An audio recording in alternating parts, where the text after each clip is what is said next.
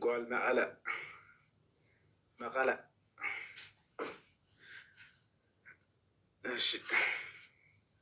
اشتابون عند مساج اسكبوتنا ادمنت سو ماسكبات جمرالاتشو.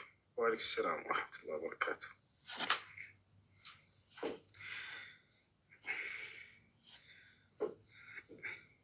شراء الدقرات مقالة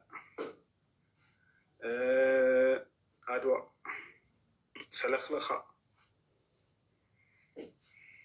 ليلة ما نبر رسات أكسوم. يا أكسوم بلد النجاشي. يا نجاشي هاجر يا نجاشي هاجر صعب يعرفوا بعض. ايش الجزء دياقي كالاش تيقو ايش ማን አድሚኖች ካላችሁ በተራ አስገባችሁ።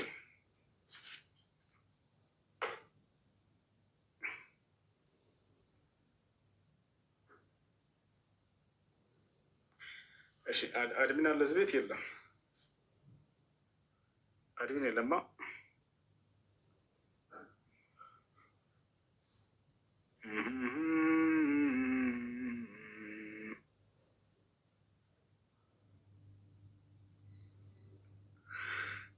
ማንን አድሚን ላድርግ? ስልጣንን ሁሉ አሳልፌ ለማለስተው ስልጣን ለማን ይገባ?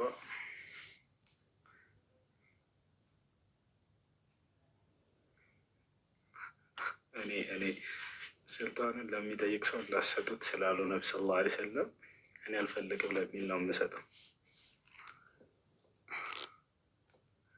እኔ አልፈልግም ለሚል ሰው ነው ስልጣን የሚሰጥ። ለሴቶች እሱ እድሜና ጤና ይስጥህ። ብርስ ፍልስ ፍልስ ፍልስ ፍልስ አለቻች ሰው ካባ ሄደ። ፍልስ ፍልስ ፍልስ ፍልስ ፍልስ ፍልስ እስተግፍሩ። እሺ ስልጣን የምሰጣቸው ሰዎች ራሳቸውን ፈልጉና እንትኖችን አድሚኖች ምንድን ተማሪዎች ልጆችን ማስገባት ትችላላችሁ። ስልጣን የሆነ ጊዜ ላይ ሊነሳ ይችላል። ስልጣናቸው የሆነ ጊዜ ልትሰጥ ትችላላችሁ። አልፈልግም አሉ እነዚህ ልጆች ስልጣን አይፈልግም። ካልፈልጋችሁማ በቃ አልሰጥም። እሺ እንትን በሉ። እሺ አድሚኖች አንደኛ ስራቸው ምንድነው? ታብ አድርጉ። ከዚህ በኋላ እኔ ታብ አድርጉ እስክል ድረስ አትጠብቁ። ራሳችሁ ታብ አድርጉ። ሌላው መጠየቅ የሚፈልግ ሰው በተራ አስገባቸው። ቅድሚያ ለክርስቲያኖች ተሰጧቸዋላችሁ። መግባት የሚፈልግ ክርስቲያን ካለ 3 ቁጥርን ጽፎ መግባት ይችላል። ሌላ የሚረብሽ ቦታ ያለ ሰው ካለ ልክ ከገባ እንትን በሉት፣ ኔት አድርጓቸው። እዝሉሁም ተሕት ያማ እሽቲ ያቀ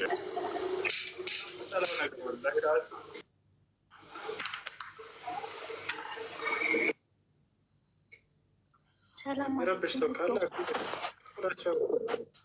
ዋሌኩም ሰላም ወረሕመቱላሂ ወበረካቱ። እሺ ስለ ጁሙአ መጠየቅ ፈልጌ ነበረ። ጁሙአ ምን የተደረገበት ቀን ነው? በጣም ጥሩ ጥያቄ። ቃለ ነቢዩ ሰለላሁ ዐለይሂ ወሰለም ኢነ ሚን አፍضል አያሚኩም ዒንደላሂ የውመል ጁሙዓ ፊህ ኹሊቀ አደም ወፊህ ኡድኺለ ኢለል ጀነ ወፊህ ኡህቢጠ ኢለል አርድ ወፊህ ማተ አደም ወተወፊየ ወላ ተቁሙ ሰዓቱ ኢላ ፊ የውሚል ጁሙዓ ፈኢዛ ካነ የውሙል ጁሙዓቲ ወለይለቱል ጁሙዓ ፈአክሲሩ ዐለይየ ሚነ ሰላት ፊህ ፈኢነሁ መን ሰላ ዐለየ ሰላተን ዋሒዳ ሰለላሁ ዐለይሂ ቢሃ ዐሸራ። ጁሙዓ ቀን ለምንድን ነው ከሌሎቹ የተለየው? ነቢያችን ሰለላሁ ዐለይሂ ወሰለም ሐዲስ ላይ ሲናገሩ ከቀናቶች ሁሉ በላጭ ቀን ከአላህ ዘንድ ጁሙዓ ቀን ነው አሉ። ለምን ከተባለ ከእኛ ከሰዎች ጋር በጣም ልዩ ትስስር ስላለው። ነቢያችን ሰለላሁ ዐለይሂ ወሰለም ቀጥለው ሲናገሩ ጁሙዓ ቀን አባታችሁ አደም የተፈጠረበት ቀን ነው አሉ። ጁሙዓ ቀን አባታችሁ አደም ወደ ገነት የገባበት ቀን ነው አሉ። ጁሙዓ ቀን አባታችሁ አደም ወደዚች ዓለም የወረደበት ከሰማይ የወረደበት ቀን ነው አሉ። ጁሙዓ ቀን አባታችሁ አደም ከዚህ ዓለም የሄደበት የሞተበት ቀን ነው አሉ። ጁሙዓ ቀን ይቺ ዓለም የምትፈጸምበት ቀን ነው አሉ። ያሰላም ይቺ ዓለም የምትፈጸምበት ቀን ነው። የጁሙዓ ቀን እና የጁሙዓ ሌሊት በሚሆኑ ጊዜ በእኔ ላይ አብዝታችሁ ሶላትን አውርዱ፣ በእኔ ላይ አንድ ሶላት ላወረደ አላህ በእርሱ ላይ 10 ሶላትን ያወርድበታል ብሎ ነብዩ ሰለላሁ ዐለይሂ ወሰለም ተናገሩ። አንደኛ። ሁለተኛ ሰንበት ቀን ለሙሳና ለህዝቦቹ ተሰጠ። እሑድ ቀን በዒሳና ለህዝቦቹ ተሰጠ። ጁምዓ ቀን ለእኔና ለትውልዶቼ ተሰጠ ብለው ነቢ ሰለላሁ ዐለይሂ ወሰለም ተናግረዋል። አምላክ አላህ ሱብሓነሁ ወተዓላ እነዚህን 3 ቀናቶች ለእነዚህ ታላላቅ ነቢያትና ለህዝቦቻቸው የተለዩ የአምልኮ መስሪያ ጊዜያቶች አድርጎ ደንግጎላቸው ነበር። ሰንበት ቀን ለሙሳና ለዒሳ፣ ሰንበት ቅዳሜ ለሙሳና ለዒሳ ተሰጥቷል። እሑድ ደግሞ ይቅርታ ለህዝቦቹ፣ እሑድ ቀን ደግሞ ለዒሳና ለህዝቦቹ፣ ሰኞ ማን ነው ጁምዓ ቀን ደግሞ ለነቢዩ ሰለላሁ ዐለይሂ ወሰለምና ለህዝቦቻቸው። አላህ ስብሓነሁ ወተዓላ በቁርአን ላይ ሲናገር ምን ይላል? ያ አዩሃ አለዚነ አመኑ ኢዛ ኑዲየ ሊሶላት ሚን የውም ልጁምዓቲ ፈስዐው ኢላ ዚክሪላህ ወዘሩል በይ። አድሚኖች ኮሜንት ላይ እኔ ሚዩት ማድረግ አልችልም፣ የሚሳደቡ ምናምን ካሉ አላህና መልእክተኛውን ሚዩት አድርጓቸው። ከየት እንደምትመጡ አላውቅም። እስኪ ክርስቲያኖች እንዲህ አይነት ተሳዳቢ መምህሮቻቸውን አትስሟቸው። ህሊና ይኑራችሁ፣ ስርዓት ይኑራችሁ እና በስነ ስርዓት ጠይቁ። ችግር የለውም። ነቢዩ ሙሐመድ ሰለላሁ ዐለይሂ ወሰለም በአንድ ሌሊት ከ9 ሚስቶቻቸው ጋር ግንኙነት አድርገዋል ተብለን ነበር። ይሄ እውነት ነው ወይ ብላችሁ ብትጠይቁ ችግር የለውም፣ እንመልስላችኋል። ለአፍ እንኳን የሚቀፍ የሆነ ንግግር የወያላ የማይናገረው ንግግር ባትናገሩ የተሻለ ነው። ለራሳችሁ ስትሉ ለእኛ አይደለም። ታቸዋል ያ እሺ። ለማንኛውም ጁምዓ ቀን የተለየው በዚህ ምክንያት ነው። ገብተሻል? እንደመሆን የመጠን አረብኛ ብዙ ባልችል እና ቁርአንንም በአማርኛ እንትን ብል ችግር አለው? የግድ አረብኛ መሆን አለበት? ችግር የለውም። ሰው እስካላወቀ ድረስ በሚያውቀው ቋንቋ ያንን ጽፎ ማንበብ ይችላል። ችግር የለውም። ግን እውቀትን ተማሪ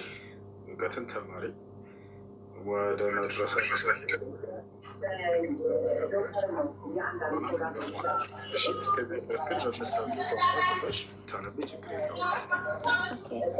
አሁን ረመዳን ነበር እና ዘካ አልሰጠውኝም። ወደ ሀገር ገብቼ ረመዳንን ታሳቢ አድርጌ መስጠት ይችላለሁ? ጓደኛሽ የምታወቂያት ኢትዮጵያ ላይ ካለች ወይ ቤተሰብ ካሉ 3 ኪሎ ሩዝ ገዝታችሁ ስጡልኝ ዘካ ብለሽ ማዘዝ ትችላለሽ። እሺ፣ ሽክራን